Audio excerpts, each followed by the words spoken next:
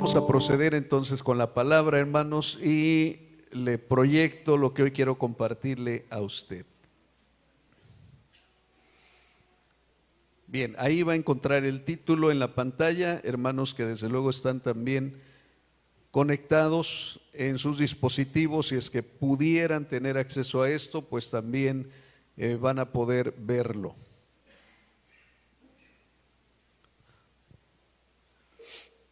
Esperamos que en su dispositivo también lo puedan ver claramente, pero los que están aquí, pues también, hermanos, confiamos que los que están un poco lejitos o los que están cerca, pues puedan alcanzar a leer la escritura, sino desde luego también poder, desde algún dispositivo que tenga o desde la Biblia en papel, pueda leerlo, ¿ok? El título de lo que hoy vamos a compartir se llama El juicio a los dioses de Egipto. El juicio a los dioses de Egipto. Y quiero iniciar, hermanos, con una cita bíblica que es solamente una parte de un versículo que está y se encuentra en Éxodo 12:12 en la parte B. Y dice así: y ejecutaré mis juicios en todos los dioses de Egipto, yo Jehová. Desde luego está en la versión Reina Valera 60 y vuelvo a leerlo y dice así: y ejecutaré mis juicios en todos los dioses de Egipto, yo Jehová. Y bueno, ahí hay una imagen que nos presenta a muchos de esos dioses. Hermanos, entrando un poquito en contexto, de todos los que estamos aquí, yo creo que cuando menos la mayoría, o sea, la mayoría podemos pensar, o quiero yo pensar, que ha leído el libro de Éxodo. O sea, ha leído el libro de Éxodo, esto sin duda, ¿no? Es más, algunos, aunque no hayan leído el libro de Éxodo, también hay una película, o sea, si no leyó el libro, cuando menos hay una película ya de hace muchos años que se llama Los 10 Mandamientos. Esa película viene un poco fiel o mucho fiel a lo que dice la Escritura, y es recomendable también que pudiera usted verla porque expresa en un gran porcentaje fidelidad a lo que las Escrituras dicen. Se llama Los 10 Mandamientos. Entonces, si usted en algún momento puede verla, ya es antigüita, perdón por si no estamos actualizados en eso. Yo sé que de Chosen a lo mejor para acá usted está viendo la Biblia en algún video, pero bueno, aparte de eso, usted puede adentrarse también en esa película, Los 10 Mandamientos, y poder ver, hermanos, el contexto precisamente de lo que hoy voy a compartir. Pero los que han leído, los que se han detenido a leer el libro de Éxodo, saben que precisamente la palabra Éxodo significa salida. La palabra Éxodo significa salida. ¿Y por qué salida? Porque sale un pueblo de un imperio que en aquel tiempo, hermanos, era el imperio más poderoso del mundo, el imperio Egipto. Ese pueblo que sale de ese imperio se llama Israel. Dice la Escritura que entraron alrededor de 70 personas en Egipto cuando José, desde luego, previamente había sido vendido a aquellas personas que pasaban como mercaderes y se los vendieron sus hermanos y luego ellos a los egipcios, y así fue como llega José a Egipto. Ya tenía muchos años de estar ahí, pero a causa de una hambruna, dice la palabra de nuestro Dios, lo registra aquí, que su padre Jacob y sus hermanos andaban buscando precisamente comida, y Jacob envía a sus hermanos a buscar comida porque había una gran hambruna. A sus hijos, envía a Egipto precisamente para buscar comida. Y es así como llegan delante del que estaba gobernando en ese tiempo, y el que estaba gobernando era José. Bueno, ya entonces estamos hablando precisamente de todo ese tiempo. Pero, amados en el Señor, aquí encontramos la vida de un varón que Dios levantó para su gloria, y la vida de ese varón se llama Moisés.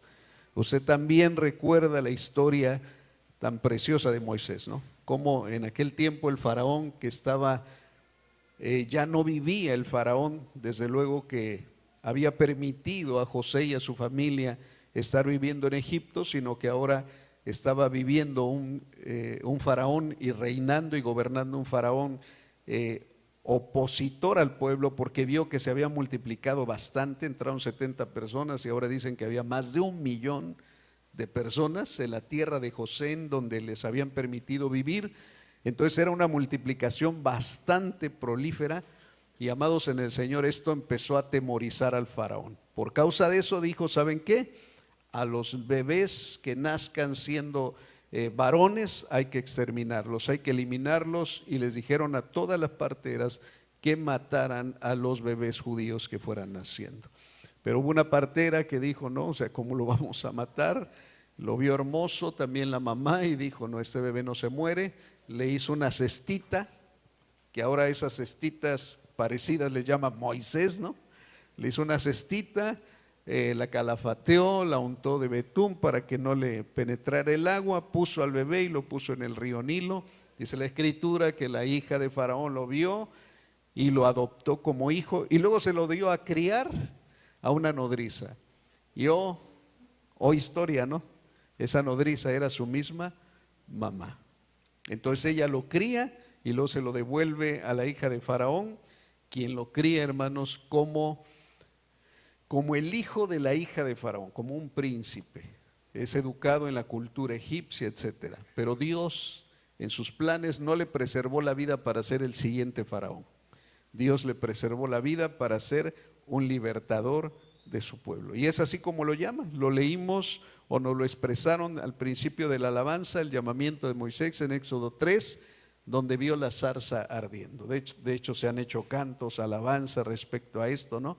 Hasta viejitos. Y allá en el monte Oreb, la zarza ardía. Bueno, usted se la sabe, luego la canta con gozo también, ¿no?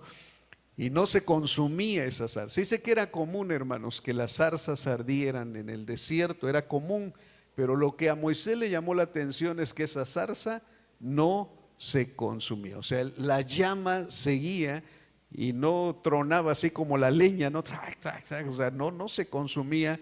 Y eso fue lo que le llamó la atención. Entonces, de medio de esa zarza se oye la voz que le dice, Moisés, Moisés, quita el calzado de tus pies porque el lugar que estás pisando es un lugar santo. Eso quiere decir, hermano, que Dios empieza a revelar a Moisés, empieza a darse a conocer, y de hecho a él le da el nombre, ese nombre impronunciable por los judíos, ese nombre que tiene 4 letras hebreas, que cuando las queremos pasar al español tenemos que agregarle vocales, porque si no, no suena. O sea, definitivamente son consonantes que se debían de pronunciar de una manera gutural.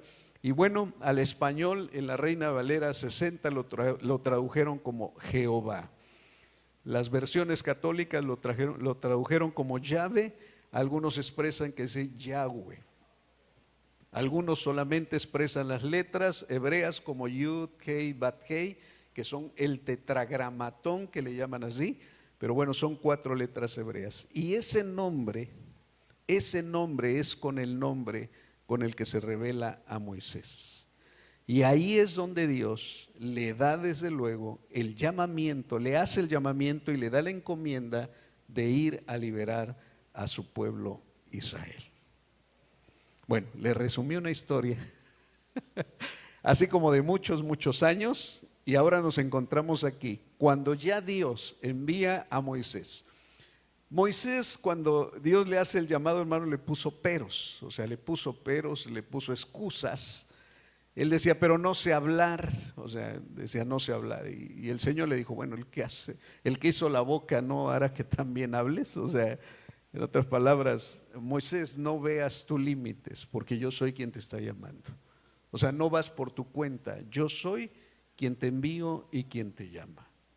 Entonces, Moisés no lo veía así, y Dios tuvo incluso que, pues prácticamente regañarlo y decirle, bueno, pues ahora tú vas a ser como Dios para Aarón, y yo te voy a hablar a ti, y tú le vas a hablar a tu hermano Aarón, para que Aarón le hable a Faraón cuando yo te envié. No eran los planes originales de Dios así, pero bueno, a final de cuentas le puso todavía a alguien para que fuera delante de él y pudiera expresar lo que Dios quería. Hermanos, a final de cuentas los planes de Dios se hicieron. Amén.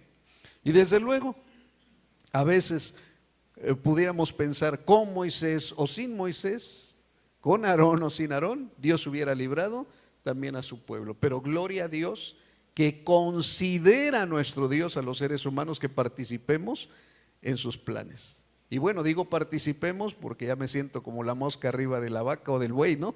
O sea, participemos porque Dios nos llama a participar desde luego dentro de sus planes. Y a pesar de todas las excusas, a pesar de todos los pretextos, Dios usó la vida de Moisés y de su hermano Aarón.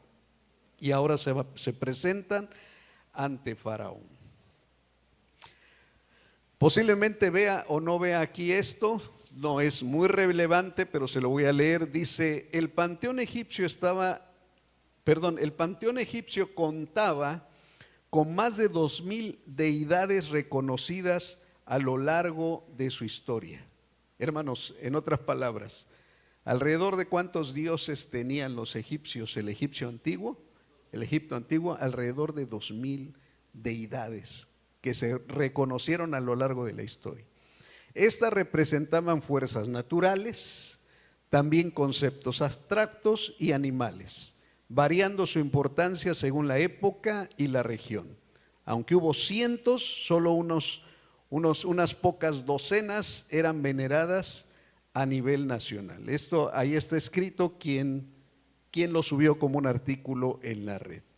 Y había algunos dioses principales. Aquí tengo una lista de estos dioses. Por ejemplo, el primer dios principal es Ra, que es el dios del sol y rey de los dioses. Amón, dios oculto, principal protector de Tebas. Osiris, juez de los muertos y señor del inframundo. Isis, diosa de la magia, maternidad y sanación. Horus, dios del cielo, halcón protector del faraón. Anubis, dios de la momificación y guía de las almas. Set, dios del caos, la tormenta y el desierto. Bastel, diosa felina, protectora de la alegría. Tot, dios de la sabiduría y la escritura. Maat, diosa de la verdad, justicia y orden cósmico. Esto lo puede encontrar en YouTube y también en cuatro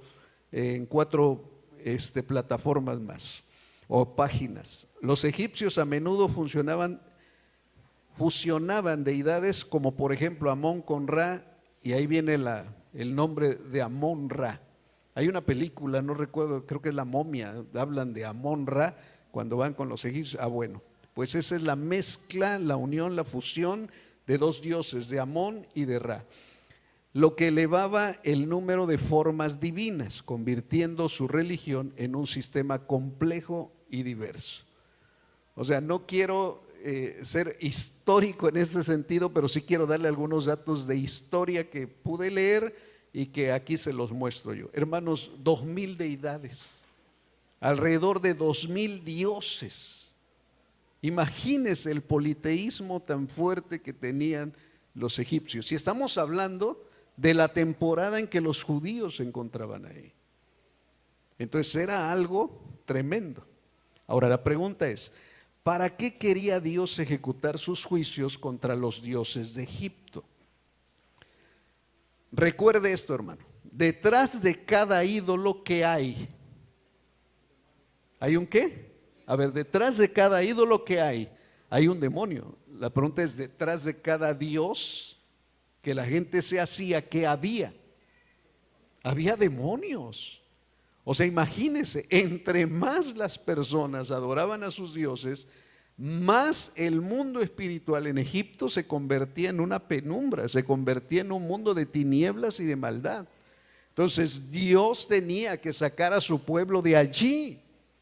Dios lo tenía que sacar. ¿Para qué? Para que no se contaminaran del politeísmo, para que no siguieran el camino de Egipto, de tantos dioses que tenían para adorarlos. Dios entonces quería ejecutar sus juicios para que en Egipto y el pueblo de Israel reconociera que solamente hay un solo Dios. Ahora, ¿cómo lo hizo? Hermanos, los seres humanos por lo regular a veces no entendemos a la primera. Y por eso Dios tiene que mandar a veces cosas que sirvan para que pueda entender el ser humano a Dios. Para empezar, Moisés, Dios tenía que revelársele como el único Dios verdadero. Y así fue. En la zarza Dios se le revela y le dice: yo soy el que soy, el yo soy. Y de ahí viene su nombre: yo soy el que soy. Y en ese nombre vas a ir. Ese nombre tenía que ser dado a conocer tanto a Faraón como a todo Egipto y también a los judíos. Porque los judíos y los israelitas necesitaban entender quién era Dios, el Dios que los estaba librando. Entonces, ¿para qué quería Dios ejecutar sus juicios contra los dioses de Egipto? Para que esos dioses, hermano, y desde luego espíritus que estaban detrás de esos dioses, dejaran de poseer la vida de las personas. Porque los dioses poseen la vida de las personas para que puedan ser adorados. Y desde luego, ese juicio quitaría esa venda de los ojos de las personas que quisieran ver, desde luego, que solamente hay un solo Dios. Amén. Ahora, para que Faraón y los egipcios sepan que Él es el Señor Dios, esa es una de las respuestas. Para que Faraón y los egipcios sepan que Él es Dios, o que Dios es el Señor. Lo leímos al principio de la reunión, pero aquí está completo. Dice Éxodo 7 del 3 al 5. Y yo endureceré el corazón de Faraón y multiplicaré en la tierra de Egipto mis señales y maravillas. Fíjense que aquí no dice plagas, no dice: multiplicaré en la tierra de Egipto mis ¿qué? Señales y mis maravillas. Y Faraón no os oirá, mas yo pondré mi mano sobre Egipto y sacaré a mis ejércitos, mi pueblo, los hijos de Israel, de la tierra de Egipto, con grandes ¿qué? Con grandes juicios. Y sabrán los egipcios que yo soy Jehová, que yo soy Yahvé, que yo soy Yod-Hei Bat-Hei. Ellos lo sabrán cuando extienda mi mano sobre Egipto y saque a los hijos de Israel de medio de ellos. Entonces, ¿para qué? El propósito se encuentra aquí definitivamente. Sabrán los egipcios que yo soy Dios, que yo soy el que soy, en otras palabras. Amén. Mira, hermano, esto era bueno hasta para los egipcios. Esto era bueno hasta para Faraón, no solamente para Israel. ¿Ya se dio cuenta por qué? Porque iban a conocer al Dios verdadero. Se iban a dar cuenta quién era Dios. Entonces esto desde luego era para bien y no para mal.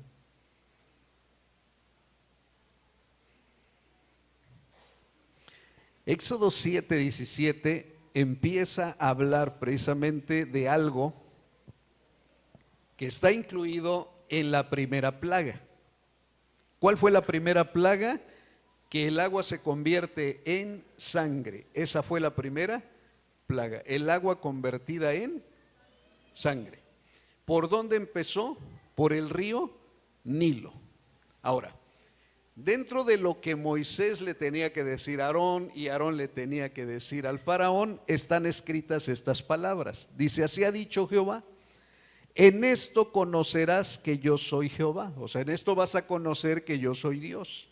He aquí yo golpearé con la vara que tengo en mi mano el agua que está en el río y se convertirá en ¿qué? En sangre. O sea, primera plaga. Y vuelvo a reiterar el propósito. ¿Cuál era el propósito de las plagas? ¿Cuál era el propósito de las señales? ¿Cuál era el propósito de las maravillas? Que Faraón reconociera quién es Dios.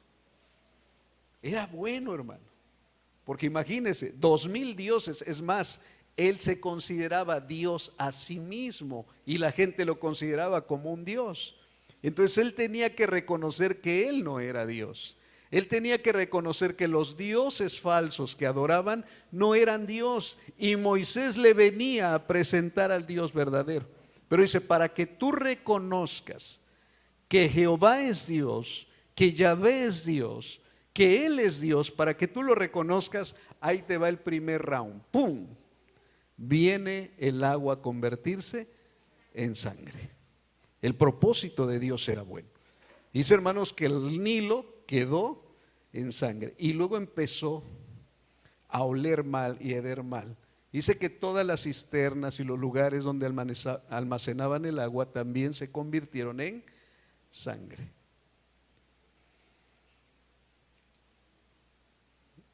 De lo que huele en un cadáver más cuando se muere, empieza a putrefactarse la sangre. Y la sangre tiene un olor, hermanos, bastante fuerte. ¿Por qué el Nilo y por qué en sangre? Mire, la primera plaga del juicio a los dioses relacionado con el Nilo, porque el Nilo se convierte en agua, podemos expresar, puede haber más, pero aquí yo me puse a leer un poquito y digo, ¿qué dioses fue los que enjuició Dios cuando se convirtió el agua en sangre? ¿Qué dioses? El primero fue Osiris, porque de Osiris se creía que su torrente sanguíneo era el Nilo. O sea, ellos decían que Osiris, su sangre, o sea, su torrente sanguíneo era el Nilo. Por cierto, hermanos, el Nilo es el río más largo, más extenso en longitud del mundo. Y ellos lo veneraban y lo adoraban como su Dios. Pero a Osiris decían, no, el torrente sanguíneo de nuestro Dios Osiris es el río Nilo. Ah, bueno, pues eso creen. Ahora el torrente sanguíneo de Osiris se convertirá en lo que ustedes piensan, en sangre. Y amados, de ahí obtenían también recursos como la pesca, de ahí también alrededor estaban los sembradíos precisamente de lino, o sea, ahí alrededor todo era una fuente poderosa económicamente hablando. Y eso se les vino abajo. La pregunta es, si el torrente sanguíneo del Nilo era precisamente el dios Osiris, ¿dónde estaba su Dios?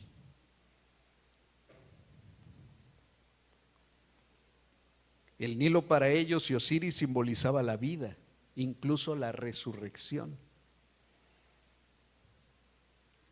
¿A dónde depositaban los cadáveres de los niños que asesinaban, de los bebés que asesinaban? ¿Dónde los depositaban? En el Nilo.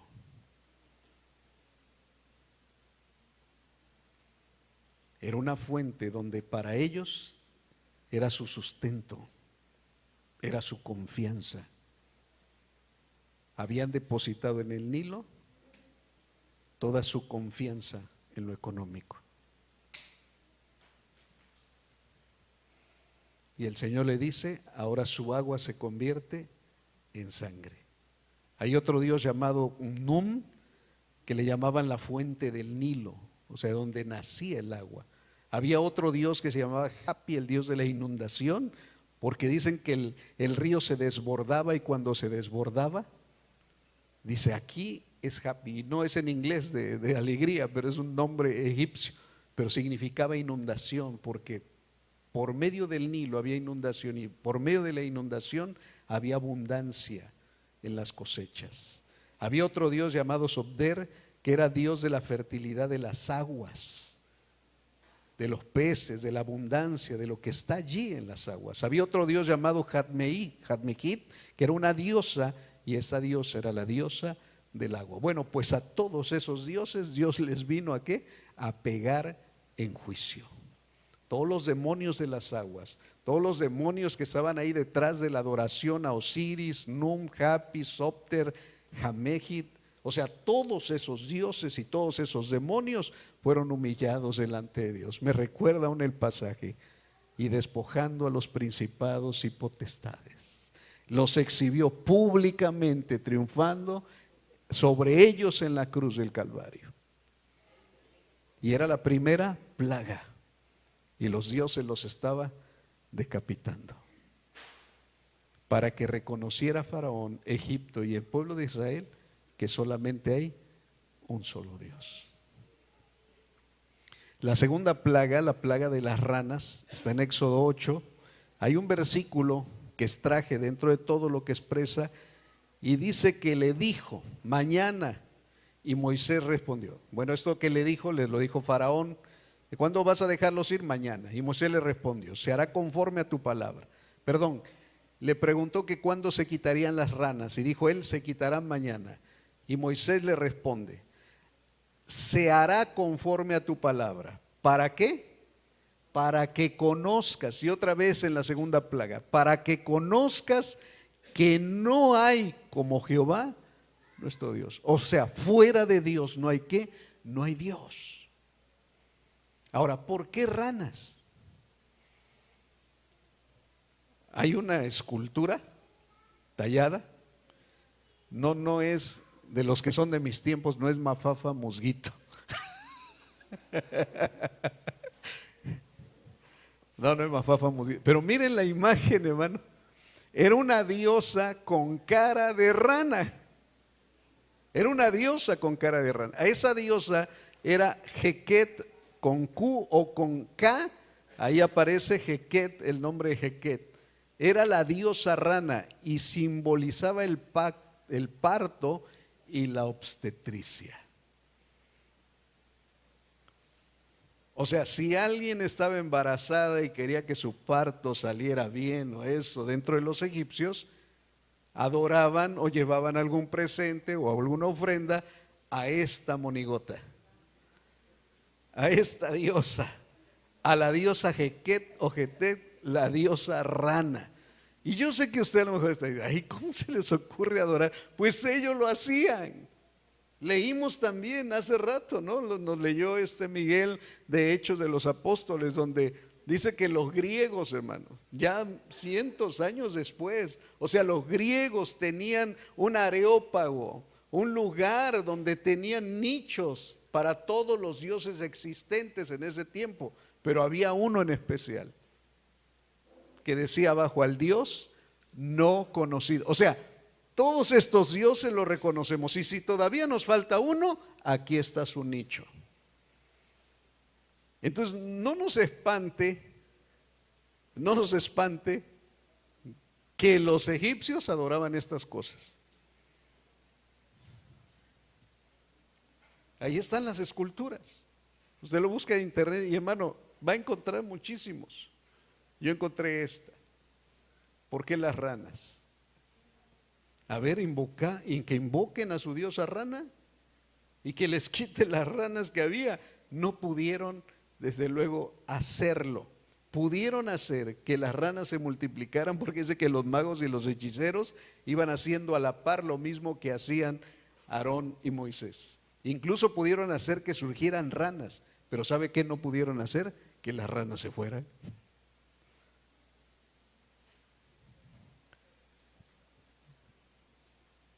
Los espíritus tienen cierto poder, los dioses tienen cierto poder, pero ¿sabe por qué? Porque la gente se los da. Porque la Biblia dice que toda potestad le fue dada a Jesucristo en el cielo y en la tierra.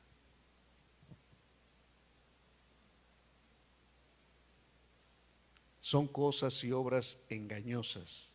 Hay personas que recurren a dioses falsos, a ídolos, a idolatría, y creen o piensan que le respondieron. Y ese milagro, esa señal, esa respuesta, amados en el Señor, dígaselo a la gente, es engañosa.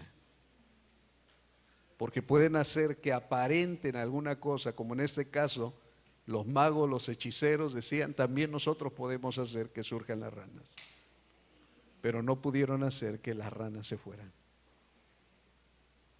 Solamente hay un Dios. Amén. Solamente hay un Dios. Tercera plaga. Estamos con el juicio de Dios para los dioses de Egipto. Tercera plaga, los piojos. Algunos expresan, hermanos, por las traducciones, que no necesariamente son los piojos que conocemos hoy en día, como los que les pegan en las escuelas a los niños, o como que los niños les pegan a otros en las escuelas, ¿no? O sea, pero sí tiene que ver con esos parásitos que se pegan al cuerpo y principalmente a la zona velluda del cuerpo, a la zona que tiene pelo. No sé si usted ha visto en las películas cuando presentan a los egipcios, que los presentan todos blancos y sin cejas y sin pestañas, y creo que fueron los primeros en inventar eso de la depilación y luego de la rayita y el tatuaje. No sé si los ha visto así a los egipcios cuando presentan en las películas a los egipcios, blancos y con una rayita aquí y las pestañas como tatuadas, ¿no? O sea, se les ve el contorno oscuro. Bueno, dicen que en aquel tiempo los sacerdotes debían de entrar a oficiar con sus dioses y en los lugares sagrados de manera limpia, pura. No podían entrar con piojos. Y entonces, ¿qué hacían? Se rasuraban todo lo que tenía vello, se rasuraban la cabeza, se quitaban las cejas, se quitaban las pestañas, todo donde hubiera pelo se lo quitaban, para que pudieran acceder a sus dioses y de esa manera poder oficiar lo que ellos tenían que oficiar. Hermanos, mire, dice este versículo, el 19, entonces los hechiceros dijeron a Faraón, dedo de Dios es este, dedo de Dios es este. ¿Qué estaban reconociendo? Que los piojos, esos parásitos, habían llegado por obra de ¿quién? Por obra de Dios. Hay una traducción que no dice necesariamente Dios como el nombre de Dios, pero dice Elohim, y esa palabra Elohim pueden ser dioses. Entonces, los hechiceros no reconocieron al Dios verdadero, dijeron, esto es obra de los dioses. En otras palabras, es de competencia espiritual más grande que donde nosotros podemos llegar. Nosotros no podemos hacer eso. Esto es obra de los dioses. Mas el corazón de Faraón se endureció y no los escuchó como Jehová lo había dicho. Hermanos, estamos en la tercera plaga y hasta esta plaga también estaba afectando a los israelitas. Porque no dice la escritura que no les afectara a ellos. Dice que sobre todo Egipto vino esto. Muy posiblemente algunos israelitas también estaban piojosos. Es más, muy posiblemente los israelitas también, hermanos, tuvieron que abstenerse del agua por un tiempo porque el agua estaba convertida en sangre. Muy posiblemente también en Gosén, en la tierra donde estaban dentro de Egipto los israelitas, también pudieron haber experimentado que las ranas se metieran a su casa. Pero recuerde, apenas va la plaga número 3. ¿A qué dioses enjuició Dios con la plaga 3? Había otro dios aparte de la diosa esta rana. Había otro dios que se llamaba Geb. Este dios le llamaban el creador también, principio de vida y fertilidad. Tenía la personificación de la tierra. La casa de Geb en la mitología egipcia fue representado como un hombre de color verde oscuro, el de la vegetación que cubre su cuerpo con un ganso sobre la cabeza. El ganso representaba su nombre en jeroglífico. Geb era un faraón, fue un faraón príncipe de los dioses, hereda el trono de su padre Su, luego legó la autoridad sobre la tierra a Osiris y después pasó a Horus y finalmente al faraón, denominado heredero de Geb. Ok.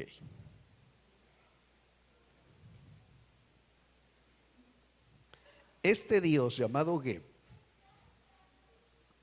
si tenía autoridad sobre la tierra, si era Dios de la fertilidad y la personificación de la tierra. Dicen, hermanos, que lo pintaban así. ¿Por qué está verde? Porque así lo pintaban. Y el color de las ranas es que verde también. Entonces representaba la naturaleza.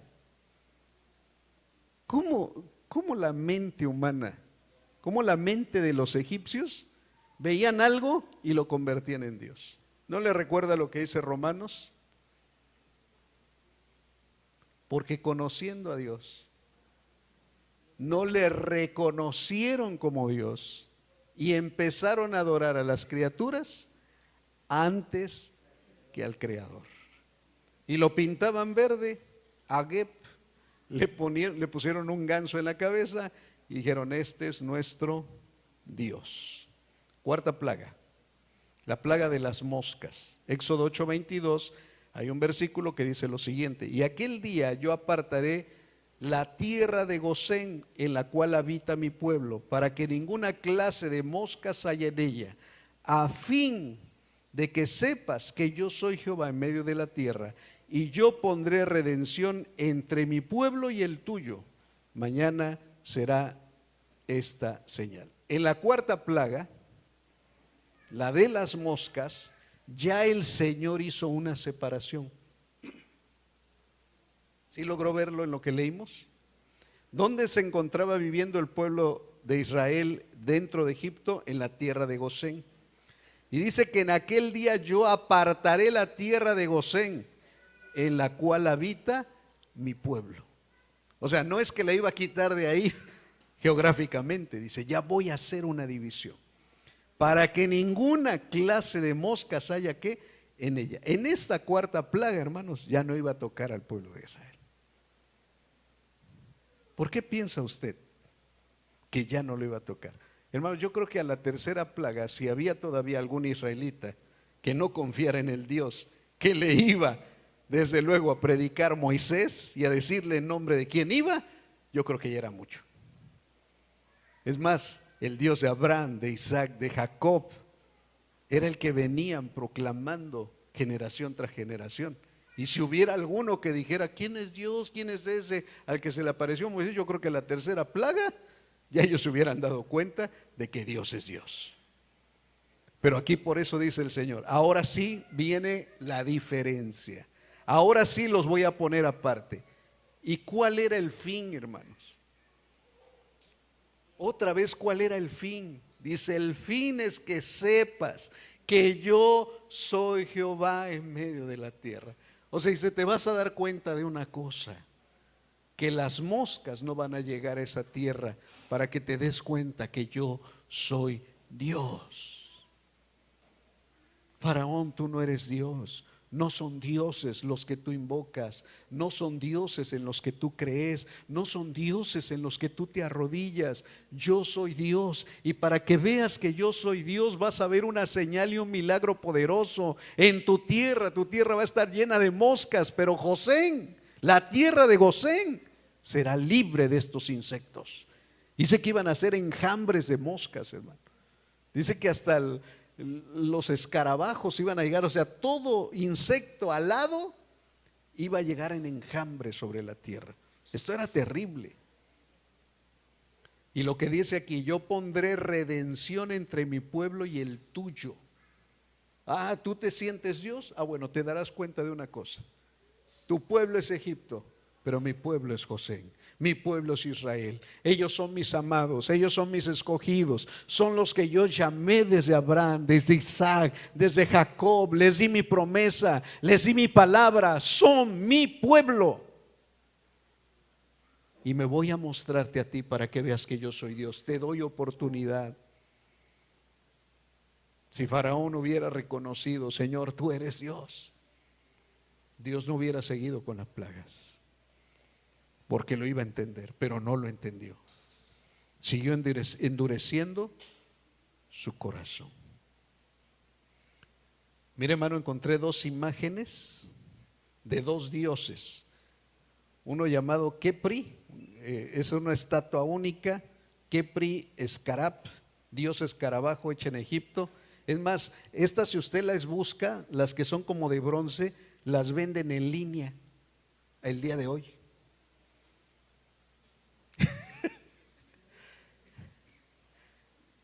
¿Quién quiere una de esas, no? O sea, pero los egipcios en aquel tiempo adoraban a una estatuilla como esa, y la cara era de escarabajo. Y la que está a un lado, Huachit, no es la diosa del huachicol, es la Huachit. Esta diosa tenía forma de mosca, y estaba avergonzada con la plaga de las moscas. O sea, Watchit, la que está aquí, tenía forma de mosca alada. Bueno, pues esos dos dioses, el de los escarabajos y Watchit, la diosa en forma de mosca, ese día el Señor los avergonzó. Imagínate, lo que adoras, ahora se te sube encima. Ay, hermanos, era algo terrible. Invoca a tu Dios.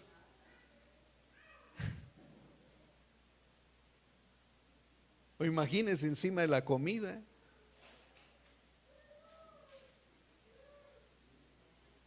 Los enjambres de estos bichos. Y hermanos, se metieron hasta el palacio. Se metieron con Faraón. Eso era terrible. Si a veces una mosca anda ahí en medio de la mesa y ya quiere uno matarla, agarrar el matamosca. Oye, imaginen enjambres. O sea, que yo creo que estaban comiendo y hasta en la boca se les metía. Era algo terrible. Pero recuerde esto, hermano, vuelvo a decirle, recuerde esto, no era para otra cosa más que se dieran cuenta que esos no son dioses. Miren a qué me comparan. Era tremendo. Pero a partir de aquí se iban a dar cuenta los egipcios y Faraón que Dios hace diferencia entre los que le pertenecen y los que no. Quinta plaga, la muerte del ganado.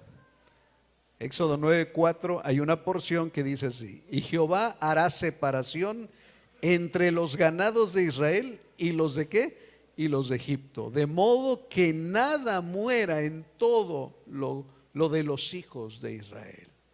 Y sigue la ¿qué? La separación, porque a partir de las moscas, la cuarta plaga, hubo separación. Y hermanos, dice la Biblia, después usted léalo con calma, que Faraón como que no le creyó a Dios, después de que pasa la plaga y todo su ganado, ovejas, bueyes, vacas, mueren, dice que se va a ver a la tierra de Gosén a ver qué había, y dice que a todo el ganado, las ovejas, a todo lo que ellos criaban, estaba con vida, y todo lo que era de él, muerto. ¿Qué dioses juzgó ahí? Bueno, encontré cuando menos 3. El dios toro, que ahí lo encontramos también en medio de sus cuernos, también el sol. Le leo lo que dice aquí. Al toro se le llamaba Apis en Egipto, se le conocía también por otros nombres como Epu, Hapi, y en Grecia y en Roma como Apis o Epafo. Hay un libro que le recomiendo, que escribió un hermano que se llama Jonathan Cahn. Él escribe acerca del retorno de los dioses. Hermanos, los dioses y los espíritus que están detrás de los dioses en ocasiones solamente cambian de forma o de nombre, pero siguen siendo los mismos. Y lo vamos a ver, ahorita no, pero lo vamos a ver primeramente Dios dentro de 8 días. Porque aquí ya habla de que le cambiaron el nombre los griegos. Y los griegos son un imperio que surgió mucho después del egipcio.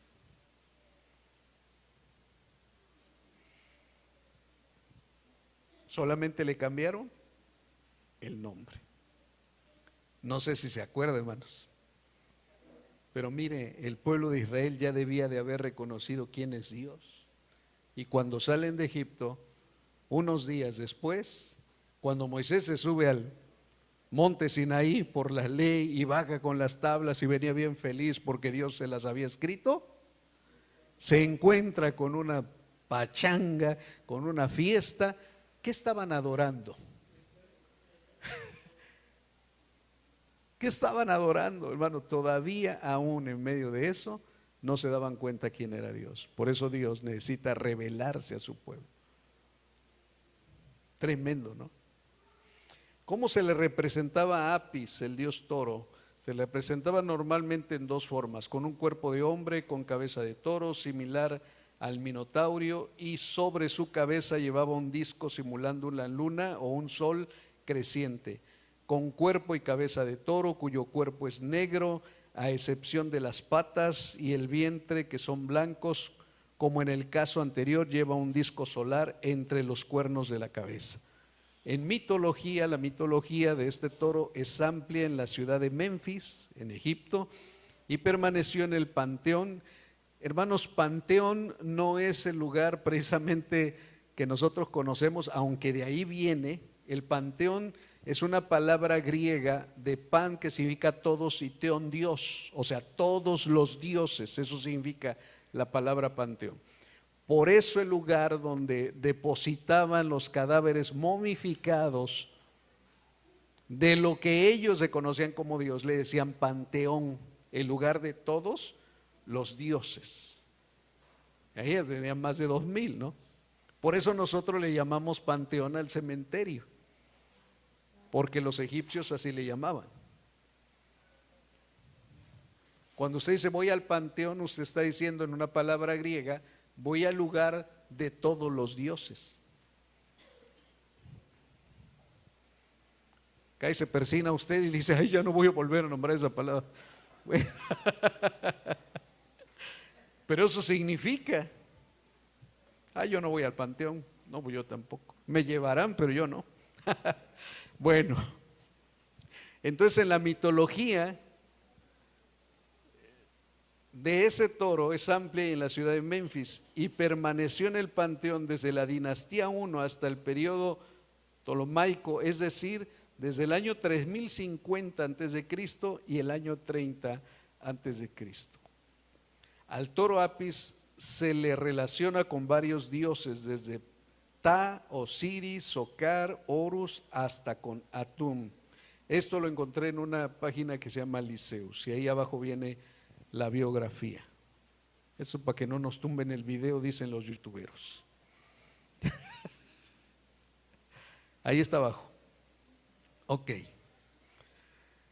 Hay otro dios, otro dios antiguo que es Hathor, en el egipcio, dice aquí, ahí viene el nombre en egipcio, era una figurita. Dice, es una de las principales diosas, esta era una diosa de la religión del antiguo Egipto, que desempeñaba una gran variedad de papeles, como la deidad del cielo, era la madre o consorte del dios celeste Horus y del dios solar Ra, ambos relacionados con la realeza, por lo que Hathor era la madre simbólica de sus representantes terrenales, los faraones. Fue una de las muchas diosas que asumió el papel del ojo de Ra, la contraparte femenina de Ra, y en esta forma tenía un carácter vengativo que lo protegía de sus enemigos. ¿Cómo la representaban a ella? Como una vaca.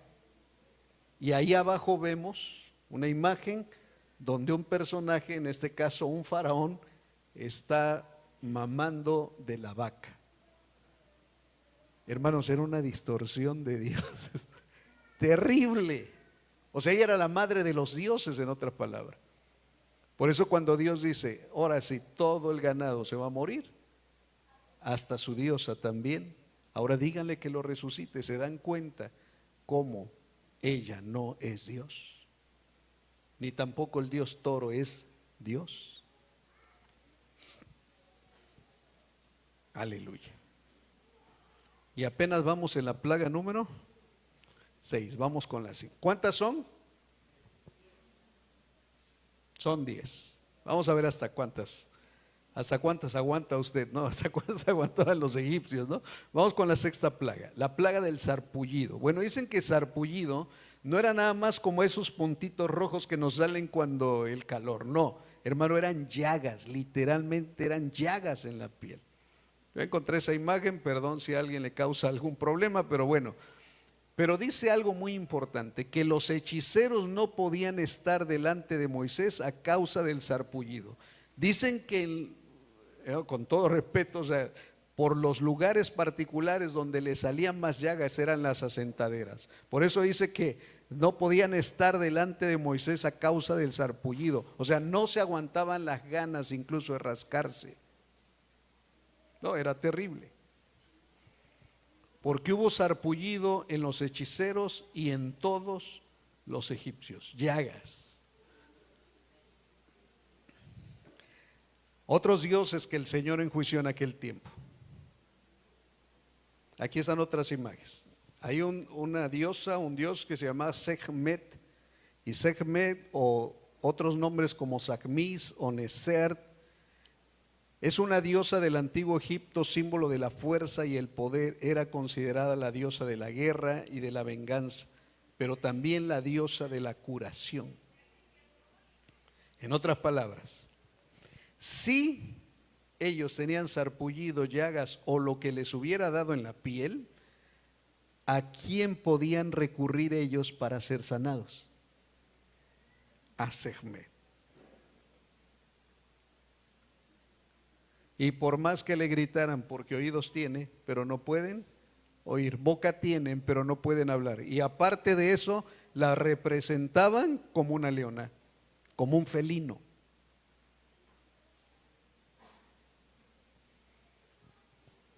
Se decía de esta diosa que su aliento creó el desierto. Era la protectora de los faraones y los guiaba en la guerra.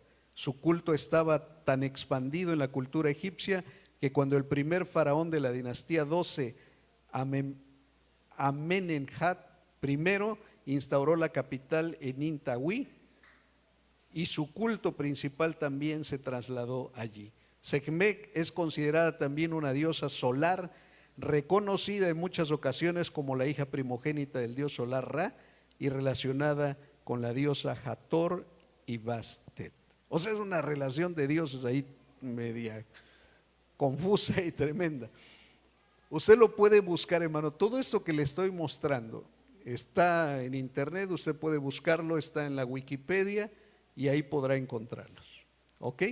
No es una revelación de la palabra de Dios que le traiga, esto es historia y está ahí en la Biblia. Hay otra diosa que es Isis. En Egipto, en el copto, ahí es como se escribe, es una de las principales diosas de la religión del antiguo Egipto, cuyo culto se extendió por todo el mundo hasta el grecorromano y aparece por primera vez durante el Imperio Antiguo, ahí está el año, como uno de los principales personajes del mito de Osiris, en el que resucita a su esposo asesinado, el divino rey Osiris. Fíjese cómo la consideraban. Y dice que, y engendra y protege a su heredero Horus. Se creía que ayudaba a los muertos a entrar a la otra vida, como había ayudado a Osiris. Y se le consideraba la madre divina del faraón, a quien se le identificaba con el dios Horus. Su ayuda materna fue invocada en encantamientos de curación para beneficiar a la gente común. En otras palabras, también era considerada una diosa de encantamientos de curación. Y en ese momento, amados en el Señor, el único que mostraba y podía mostrar la sanidad era Dios, porque el que quitó las llagas no fue ninguna de estas diosas, ninguno de estos dioses, solamente el Dios único y verdadero. Amén. Y así, vamos en la plaga número ¿qué? 6. Ahora, esto nos va a quedar como base para lo que vamos a ver Dios mediante dentro de 8 días. Lo vamos a dejar aquí como las novelas, como los capítulos. Si usted quiere saber qué sucederá la próxima plaga, no se pierda la próxima parte de el juicio de Dios sobre los dioses de Egipto. ¿Qué podemos, hermanos, rescatar en este momento? Dele gracias a Dios que adora al Dios verdadero, que no tiene una mentalidad, o a lo mejor la tenía, de adorar monolitos, de adorar estatuas, de pensar que ahí está Dios, y de aún cosas como animales, cuadrúpedos, serpientes, que otros pudieran adorar. Pero no se confíe tanto. No se confíe tanto, hermanos, porque vamos a ver cuáles son los dioses actuales que hoy en día muchos adoran y que solamente cambió el cascarón, pero que el espíritu es el mismo. Así es que el Dios que adoramos es el Dios verdadero. Vamos a adorarlo un momento, ¿no? Nos quedamos ahí en la sexta plaga y adoramos al Dios verdadero. el Dios que adoramos. Vamos a cantar este canto.